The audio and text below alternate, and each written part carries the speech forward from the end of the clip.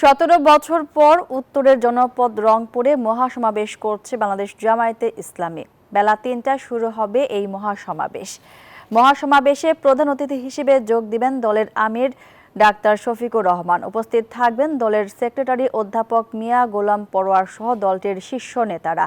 দীর্ঘদিন পর সমাবেশকে ঘিরে উৎফুল্ল ৮ জেলার স্থানীয় নেতাকর্মীরা। সমাবেশে প্রধান বক্তা হিসেবে উপস্থিত থাকবেন সাবেক ভারপ্রাপ্ত সেক্রেটারি AGM আজহারুল ইসলাম। এর আগে উত্তরবঙ্গের ৮ জেলায় বিভিন্ন জেলা উপজেলায় কর্মী সমাবেশ করেছে দলটি।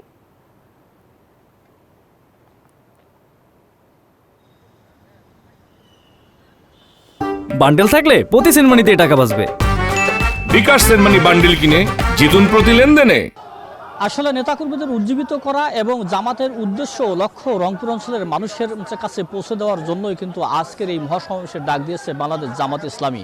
আপনাকে যদি বলি যে বেলা 2টায় শুরু হবে এই মহাসমাবেশ, এখানে প্রধান অতিথি হিসেবে বক্তব্য রাখবেন জামাতের আমির ডাক্তার শফিকুর রহমান। এছাড়া কেন্দ্রীয় পর্ষদের শীর্ষ নেতারা কিন্তু আজকের এই মহাসমাবেশে তারা বক্তব্য রাখবেন। তাদের একটাই কথা যে রংপুর অঞ্চলের মানুষের মাঝে অর্থাৎ জামাতের উদ্দেশ্য লক্ষ্য পৌঁছে দেওয়ার জন্যই আজ এই মহাসমাবেশ এবং দলের নেতাকর্মীদের উজ্জীবিত করার জন্যই কিন্তু এই সমাবেশের ডাক দেওয়া হয়েছে। আপনাকে যদি বলি যে এই সমাবেশকে ঘিরে ইতিমধ্যে আপনি দেখতে পাচ্ছেন যে নেতাকর্মীরা আসতে শুরু করছেন।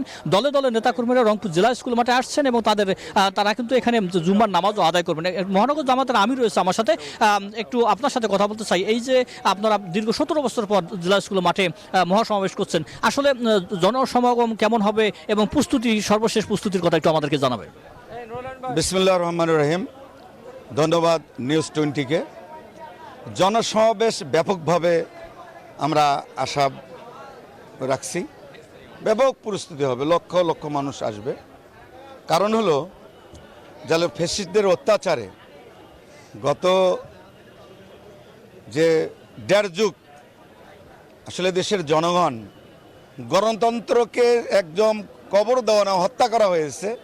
গণতান্ত্রিক অধিকার আদায়ের সংগ্রাম এবং ফ্যাসিস্টদের বিদায়, বৈষম্যহীন বাংলাদেশ গড়ার প্রত্যয় নিয়ে 2000-এর অধিক লোক যে জীবন দিয়েছে, এজন্য এই জনসভার যে আসলে টার্গেট হচ্ছে, লক্ষ্য হচ্ছে যে 24-এর গণঅভ্যুত্থানে শহীদ আবু সাঈদের খুনি, ফ্যাসিস্টদের বিচার, প্রয়োজনীয় সংস্কার, নির্বাচনের লেভেল প্লেয়িং ফিল্ড তৈরি এবং আমাদের প্রাণের দাবি তিস্তা মহাপরিকল্পনা বাস্তবায়ন, ইনসাফ এবং ভারসাম্যপূর্ণ রাষ্ট্র গড়া।